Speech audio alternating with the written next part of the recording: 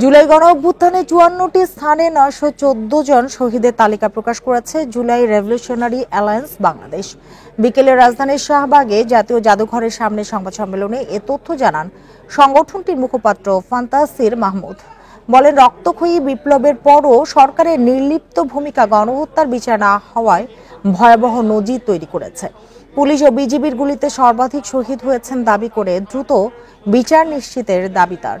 পাশাপাশি বিজিবি প্রধানের পদত্যাগেরও দাবি জানান তিনি।